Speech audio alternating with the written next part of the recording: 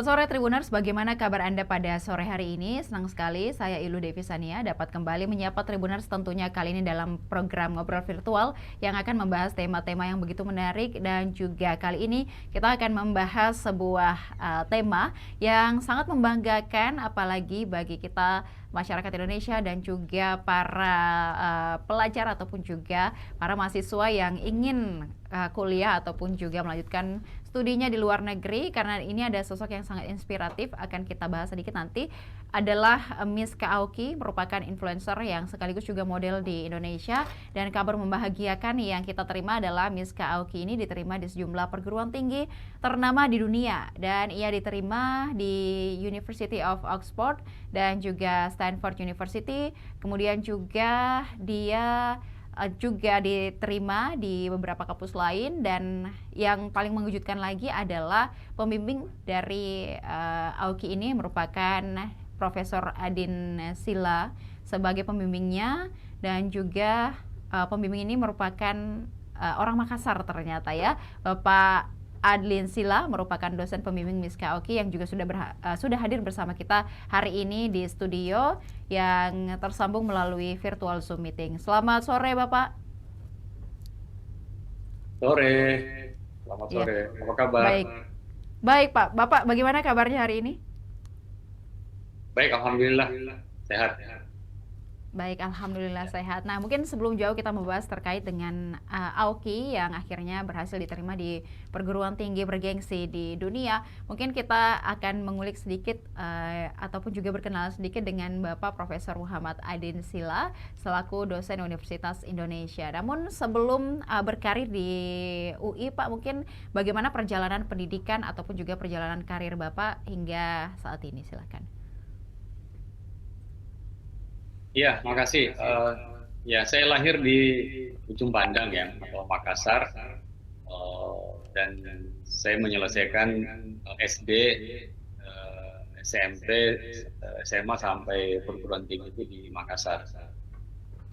Saya selesainya itu di IAIN ya, UIN, Alauddin Makassar, kemudian lanjut S2 antropologi di Australian National University, kemudian S3 di UI, di jurusan sosiologi, kemudian lanjut S3 lagi di Australia, Australian National University, jurusan antropologi, selesai 2014. Nah, saya berkarir pertama kali itu di Kementerian Agama ya, di Kota Makassar, kemudian pindah ke Kementerian Agama di Jakarta, di pusat, tepatnya itu di Litbang dan Diklat Kementerian Agama. Jadi saya ini profesinya adalah peneliti. Jadi gelar profesor saya itu adalah profesor peneliti atau profesor riset. Jadi bukan profesor di kampus ya. Nah, jadi saya di UI itu sebagai dosen di Departemen Antropologi, Fakultas Ilmu Sosial dan Ilmu Politik Universitas Indonesia. Jadi belum profesor ya, di akademik ya, di perguruan tinggi. Itu jadi saya nanti dipanggil Pak Adlin aja ya. Cukup. Iya, Nah, baik. sebelum saya di UI saya adalah staf ahli Menteri Nadiem Makarim 2022 hingga 2025 awal. Nah, sejak Pak Nadiem menjadi menteri, beliau memang sangat perhatian dengan talenta-talenta muda yang aktif mengikuti olimpiade sains yang diselenggarakan baik di dalam negeri maupun di luar negeri. Nah, salah satu talenta muda yang sempat diundang ke Kementerian Pendidikan itu adalah Miska Aoki. Sebelumnya malah pernah Aryani Putri ya yang mendapatkan juara kedua ya di ajang American Got Talent ya. Jadi talenta-talenta muda yang memang selalu menjadi perhatian dan terus dorong untuk berprestasi di tingkat dunia itu ada 3 bidang. Ya, ini di Kementerian Pendidikan ya. Yang pertama itu di bidang sains, kemudian seni budaya, dan yang ketiga adalah olahraga. Jadi siapapun yang menjadi juara ya di 3 bidang ini itu akan mendapatkan perhatian yang sangat tinggi, apresiasi yang sangat tinggi dari Menteri Pendidikan, yaitu waktu itu ya Pak Nadiem Makarim. Nah, di kementerian kami waktu itu memang ada yang namanya Pusat Prestasi Nasional, ya, Puspresnas. Nah, di situ kita menyediakan beasiswa memang bagi talenta-talenta muda yang menjuarai 3 bidang tadi. Nah, kita memang karena keterbatasan anggaran, kita hanya memprioritaskan mereka yang juara 1 hingga 3 atau yang memperoleh medali emas hingga perunggu. Nah, mereka ini memang diberikan kesempatan untuk memperoleh beasiswa. Nah, itu salah satu syarat. Ya, syarat yang lain adalah pasti ya kemampuan bahasa Inggris yang memang disyaratkan ya, dan itu beda antar kampus ya, antar negara. Yang lain adalah LOA atau Letter of Acceptance atau surat tanda diterima oleh kampus yang dilamar.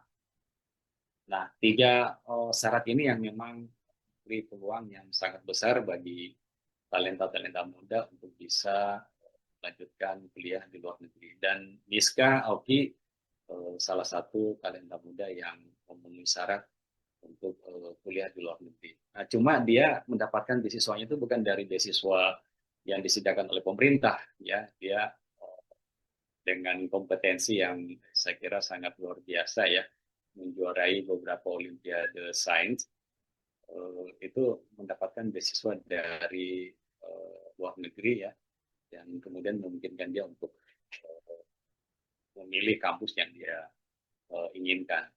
Nah, saya membimbing waktu itu bukan dari awal ya.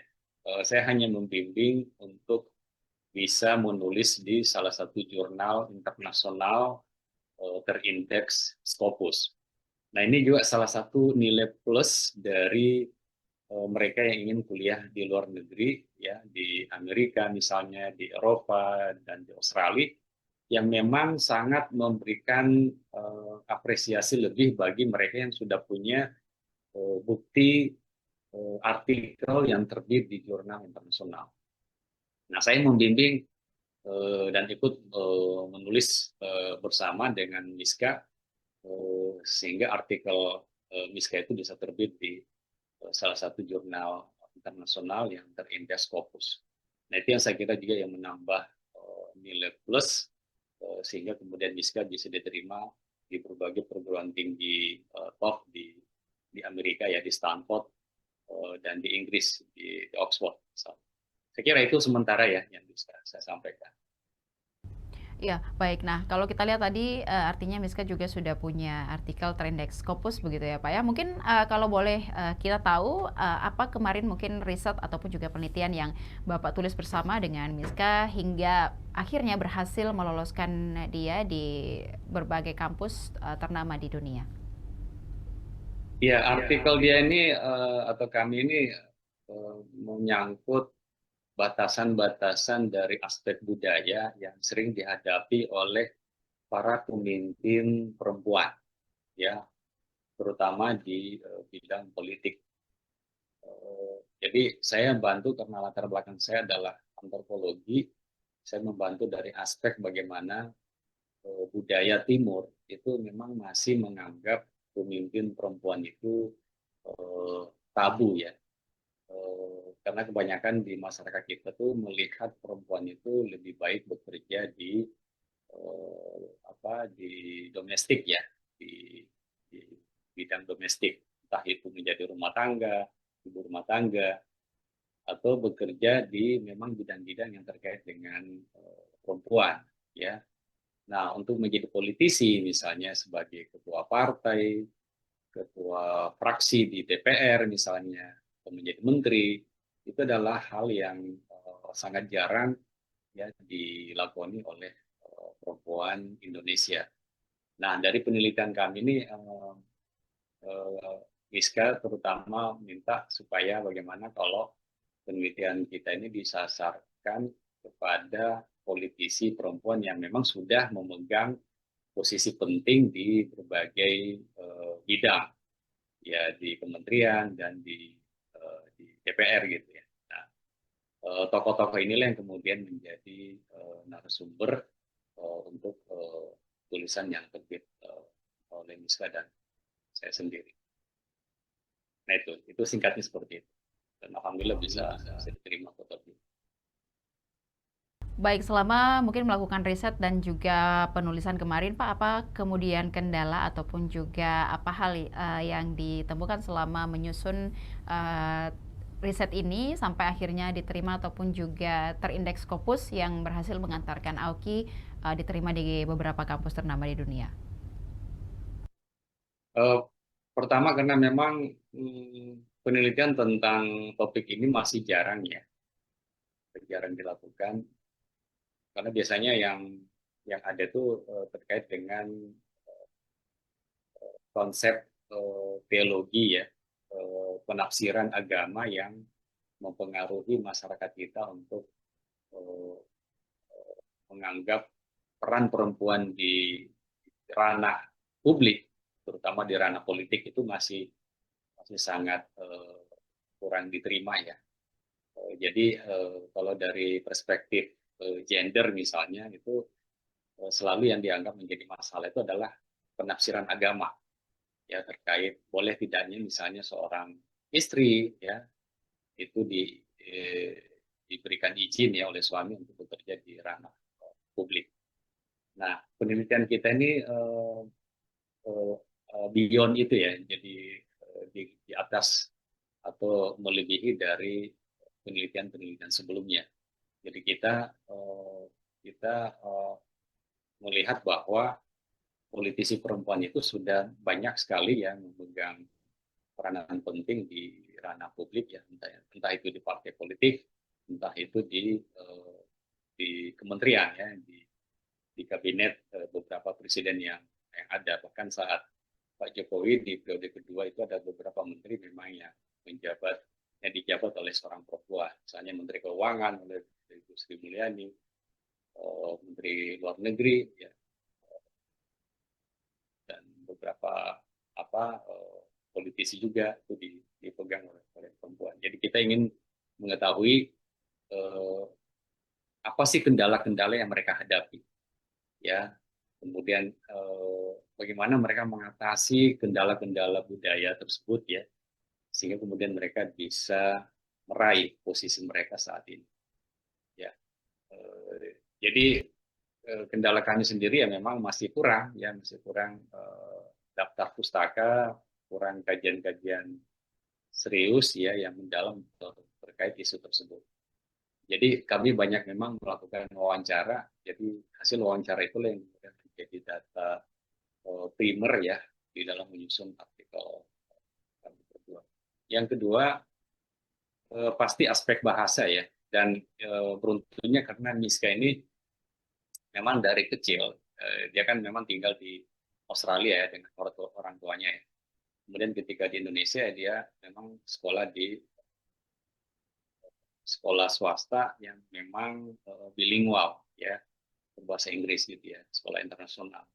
Dan dia sering memang mengikuti sejak sedini mungkin itu mengikuti ajang-ajang perlombaan ya di tingkat internasional di luar negeri. Jadi dari segi bahasa dia ini sudah sangat bagus ya. Saya malah terkaget-kaget ketika membaca pertama kali proposal dia sebelum saya menyatakan iya ya ingin membantu. Saya bilang ini kok bahasa Inggrisnya ini sudah seperti tulisan saya ketika mengambil S2 gitu ya. Ini anak SMA tapi bahasa Inggrisnya itu sudah sekualitas bahkan mungkin melebihi ya kualitas bahasa Inggris saya ketika seumur dia ya.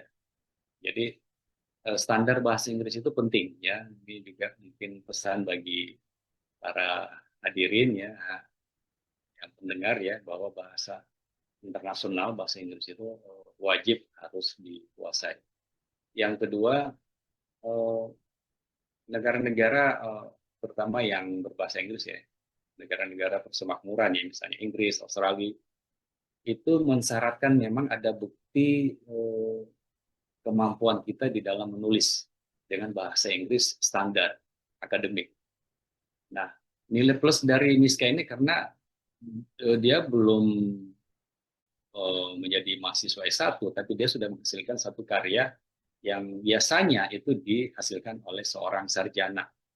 Nah, kalau di Indonesia itu rata-rata yang bisa menulis di jurnal internasional itu adalah mereka yang kuliah program S2, S3. Itu pun karena diwajibkan, ya itu syarat lulus ya untuk mahasiswa S2, S3. Nah ini seorang Miska yang masih SMA itu bisa eh, tembus ya di jurnal nasional. Jadi ini juga mungkin perlu menjadi satu inspirasi bagi anak-anak muda ya di mendengarkan siaran pada hari ini untuk memulai dari sekarang ya memoles kemampuan bahasa Inggris ya terutama di dalam menulis. Ya, saya kira itu. Ya, baik kalau kita lihat di postingan Instagram dari Miss Kaoki sendiri, ini ada redefining women in politics, women, culture, and the stories that shape leadership. Mungkin ini yang menjadi penelitian kemarin ya Pak ya, dan kalau kita lihat ini menginterview 9 wanita yang berada di politik Indonesia. Ya, baik. Nah, mungkin dari hasil penelitian ini, Pak, kalau kita lihat ini kan untuk jurnal rujukannya masih kurang begitu. Tadi Bapak sudah sampaikan. Kemudian apa kira-kira yang Bapak lakukan bersama juga dengan Miska untuk menciptakan bahwa penelitian ini tetap kredibel meskipun jurnal yang digunakan ataupun juga rujukan atau daftar pustakanya masih sangat kurang di Indonesia. Ya, ini kan pengalaman saya juga ya sebagai editor di jurnal, jadi reviewer dan juga beberapa tulisan saya kan juga terbit di jurnal Terintex Scopus. Terkadang kita di Indonesia ya di banyak kampus kita terlalu fokus pada teori ya. Betul. Kalau nggak pakai teori sering dianggap tidak ilmiah, atau kurang ilmiah, atau kurang baca. Padahal sebenarnya untuk tembus di jurnal-jurnal internasional di luar negeri ya, misalnya, justru kedalaman data itu sangat diutamakan. Ya, tulisan atau artikel yang berbasis riset lapangan justru itu yang menjadi nilai plus, bukan seberapa banyak teorinya. Gitu. Nah, ini yang kemudian saya kira jadi nilai plus juga ya kelebihan dari artikel kami kedua. Memang kami berbasis pada wawancara yang memang menyasar perempuan-perempuan yang memang sudah ada di posisinya yang sudah mapan ya di dunia politik gitu ya.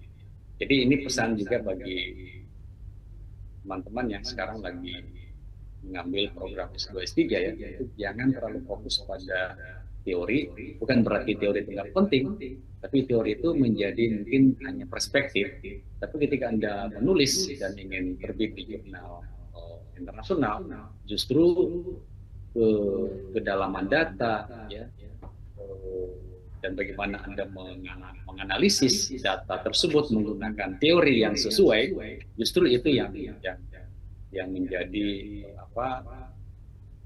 nilai tambah ya nilai plus bagi jurnal untuk memuat atau menerbitkan artikel Anda.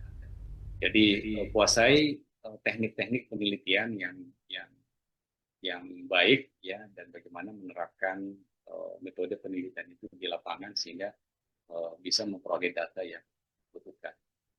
Saya kira itu. Iya, baik dan juga dari yang Bapak sampaikan tadi terkait dengan ada penelitian ataupun juga jurnal Terindex Scopus, kemudian bahasa Inggris yang baik, kira-kira hal apa lagi yang perlu disiapkan oleh para pelajar di Indonesia yang juga bercita-cita ataupun juga ingin melanjutkan studinya di luar negeri bahkan menembus kampus top global. Silakan Pak. Iya, sampaikan apa yang Anda punya. Ada personal branding, ya siapa Anda. Dengan adanya media sosial, ya apakah itu Facebook, ya Instagram, ya TikTok, itu memberi peluang bagi pelajar-pelajar sekarang ya dibanding di masa saya dulu untuk mempromosikan skill Anda, kemampuan Anda keluar. Dan Miska itu memang saya takjub ya karena selain dia dari bidang sains bagus ya, kehidupan pribadi dia ya bagaimana dia mempersiapkan diri ya sekolah ya itu di share ya di akun media sosialnya termasuk bagaimana dia eh, baru saja menjuarai sebuah ajang Olimpiade misalnya itu dia share dan tips-tips bagaimana dia mempersiapkan diri juga itu dia share. Jadi dia dia tidak hanya eh, pintar untuk dirinya sendiri, tapi bagaimana dia mempengaruhi orang lain supaya bisa mengikuti jejaknya. Makanya dia disebut juga sebagai influencer ya. Dia mampu menginfluence, ya, mempengaruhi orang lain untuk bisa belajar bahwa apa yang dia capai itu tidak instan, ya, tidak ujuk-ujuk kata orang Jawa ya, juara, tapi ada memang hal-hal yang harus dipersiapkan. Dan ini saya kira penting bagi pelajar-pelajar di Makassar ya dan di seluruh Indonesia untuk jangan merasa oh ini riak misalnya atau ini sombong misalnya atau ini pamer misalnya enggak. Ini hal-hal yang baik yang positif yang memang harus di-share ya ke teman-teman sebaya. Nah, yang lain prestasi itu ya itu kemudian diintroduce melalui CV atau resume yang dikirim ke calon-calon profesor di kampus-kampus luar negeri ya karena mereka tidak tahu siapa Anda. Nah, dengan adanya resume CV dan Anda dikenal sebagai influencer dengan simpatisan yang begitu banyak ya puluhan ribu mungkin jutaan itu juga menjadi nilai plus ya atau aspek yang dilihat oleh pemberi beasiswa karena biasanya pemberi beasiswa itu kepingin atau berharap lulusan nanti yang memperoleh beasiswa dari dia itu nanti punya dampak atau dia bermanfaat ya ke masyarakatnya ketika mereka selesai ya studinya. Jadi dia kan nggak mau ya tidak ada no freelance ya, tidak ada makan siang gratis. Dia kepingin beasiswa dia ini memang apa ya, diberikan kepada orang yang tepat ya, calon pemimpin. Dia adalah orang-orang yang nanti bisa mempengaruhi masyarakatnya untuk berubah dan maju seperti dia. Ya. Jadi tidak semua orang ya, ya pasti dia ada hal-hal yang unik lah yang punya peluang besar untuk memperoleh beasiswa. Jadi itu tadi bangun branding ya personal branding ya gunakan media sosial yang ada sekarang yang gratis semuanya. Ya tentu yang disampaikan itu ya hal-hal yang positif ya eh, yang bisa dipelajari dan bisa dipetik ilmunya oleh para pembaca yang menjadi follower dari akun yang Anda bikin. Jadi mulai membangun sekarang personal branding. Nah itu bukan kalau dalam agama Islam ya, saya peluk itu bukan riya ya. Itu namanya tahadas bil nikmah ya, maaf. Tahadas bil nikmah. Artinya kita tuh nggak apa-apa menceritakan nikmat yang diberikan kepada kita ya, oleh Tuhan gitu ya. Supaya kita bersyukur ya. Jadi bukan untuk ria, bukan untuk sombong atau ujub, tapi supaya kita menunjukkan bahwa kita ini berterima kasih kepada Tuhan yang Maha Esa ya Allah Subhanahu Wa Taala yang sudah memberikan nikmat ini. Ya. Dan itu tadi ada satu lagi ya pesan dari Nabi ya khairun nas wa yanfa'u anfa'u bi ghairi. Jadi orang yang terbaik di antara kamu adalah orang yang bermanfaat bagi manusia lainnya. Dan Miskin ini adalah salah satu contoh yang tidak pelit membagi tips atau trik-trik dia untuk mencapai suksesnya gitu ya. Dan terima kasih kepada Tribun ya, kepada teman-teman media yang memang sudah memberitakan ya kesuksesan yang diperoleh oleh Miska dan semoga ini menjadi jadi amal jariah dan semoga ini bisa bermanfaat ya buat pelajar-pelajar lain supaya bisa mengikuti jejak Miska di masa yang akan datang. Saya kira itu. Ya, baik. Mungkin kita tadi sudah melihat bahwa ada personal branding yang juga kita harus bangun di tengah derasnya arus komunikasi begitu ya Pak ya. Semua serba mudah, jadi kita bisa membangun personal branding melalui media, kemudian juga mengikuti berbagai kompetisi bergengsi yang nantinya juga bisa membantu kita untuk diterima di berbagai kampus, baik itu di Indonesia maupun juga di berbagai belahan dunia. Nah, mungkin Pak, kalau Bapak melihat seberapa besar potensi dari anak-anak muda Indonesia atau pelajar Indonesia untuk melanjutkan studi di luar negeri, terutama juga bagi para pelajar di Kota Makassar atau Sulawesi Selatan. Selalu banyak peluang ya. Saya cerita ya, ini bukan lucu juga ya. Jadi saya dulu mungkin salah satu yang menerima beasiswa dari Australia ya untuk alumni untuk tamatan SMA. Jadi waktu itu kami bersaing dengan alumni SMA dari seluruh Indonesia ya, khususnya Indonesia Timur untuk mendapatkan beasiswa S1 di Australia. Saat ini nggak ada lagi beasiswa S1 dari pemerintah Australia ya, karena mungkin di Indonesia itu sudah dianggap punya apa ya, ekonominya itu sudah menengah ke atas gitu ya. Nah bayangkan saya dapat informasinya itu ketika internet itu belum ada ya. Saya dapatnya itu dari brosur yang dibagikan oleh seorang guru ya di SMA saya waktu itu ya. Mungkin karena dia lihat saya punya potensi bahasa Inggris yang lebih bagus ya, dia guru bahasa Inggris waktu itu. Sehingga saya kemudian dapat informasi itu dan saya coba. Ya, saya tahu persaingannya pasti berat ya. Tapi saya pede aja saya coba. Ya alhamdulillah dapat. Nah, jadi pertama itu bangun juga kepercayaan diri ya. Eh, Pemberi beasiswa itu apa ya? Dia juga melihat potensi itu dari aspek kepercayaan diri ya. Eh, Selain bahasa Inggris tentunya. Nah, waktu itu eh, ketika wawancara itu mereka tidak melihat lagi Anda ini dari SMA, Anda dari pesantren, dari apa. Saya ini alumni Madrasah Aliyah ya. Madrasah Aliyah Man 1 di Talas Salapang ya di Makassar ya. Dan saya bersaing waktu itu dengan tamatan dari SMA 1, SMA 2, SMA 17 gitu ya. Saya dari awal sudah ragu gitu ya, saya bisa bersaing dengan mereka gitu ya. Tapi wawancara saya waktu itu nggak mengintimidasi saya, tidak tanya, kok kamu berani-beraninya gitu ya mendaftar beasiswa ini kan kami cari yang yang terbaik gitu ya. Jadi pertama itu PD, siapkan diri Anda dalam wawancara, lengkapi syarat-syarat yang diminta, ya terutama bahasa Inggris ya. Dan dalam wawancara itu kadang yang ditanya itu bukan hal-hal yang akademik semuanya, tapi terkadang yang ditanya itu apa yang Anda akan lakukan kalau Anda terpilih ya menjadi salah satu penerima beasiswa.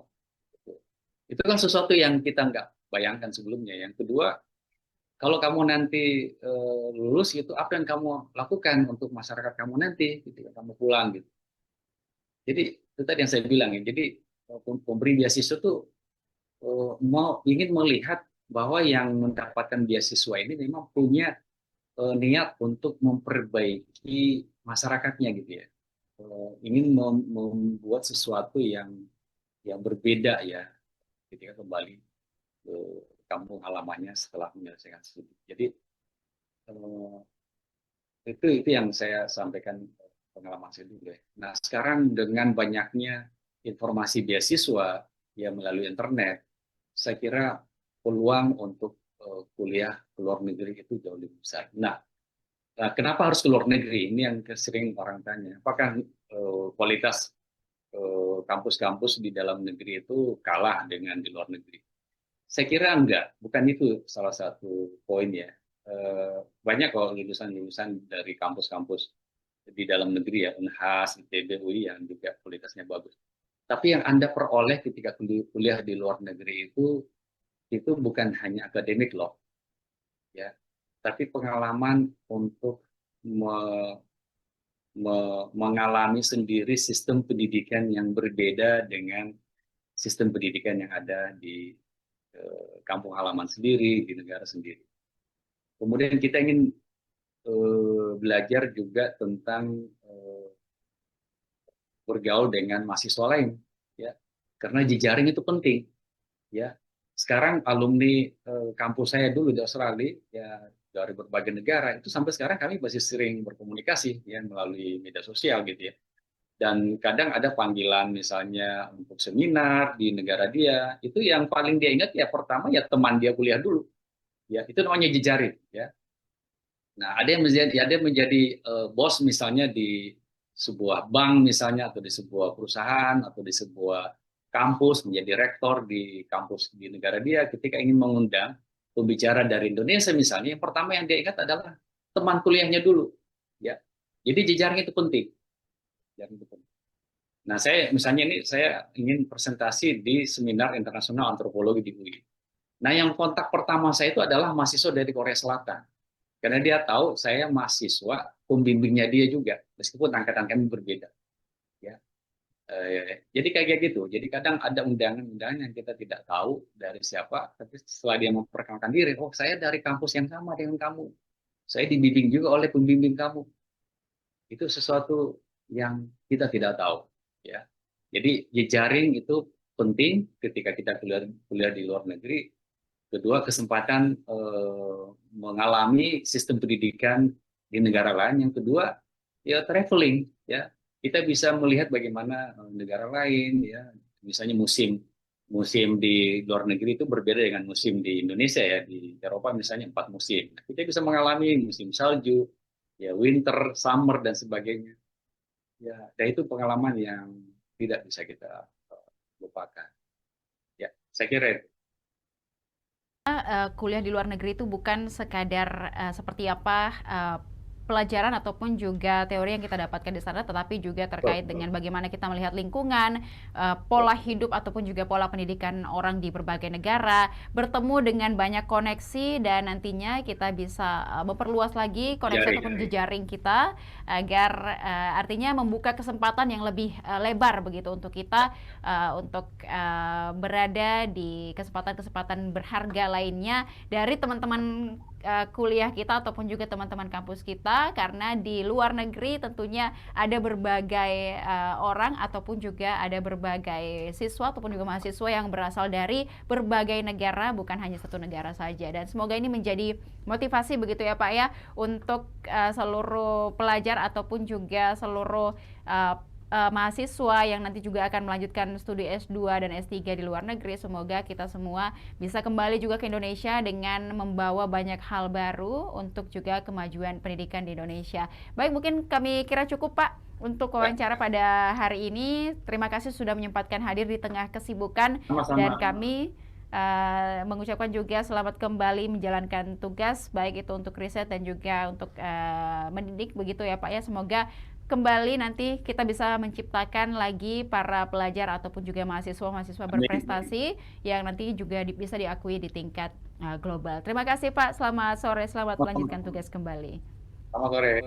Baik, terima kasih juga kepada Tribuners yang sudah menyaksikan program kita pada hari ini. Jangan lupa juga saksikan beragam program dan berita menarik lainnya, tentunya hanya di kanal YouTube dan Facebook Tribun Timur, Mata Lokal Menjangkau Indonesia. Saya Ilu Devisania beserta narasumber dan juga seluruh kerabat kerja pamit undur diri. Terima kasih, sampai jumpa. Download Tribun X sekarang, menghadirkan lokal menjadi Indonesia.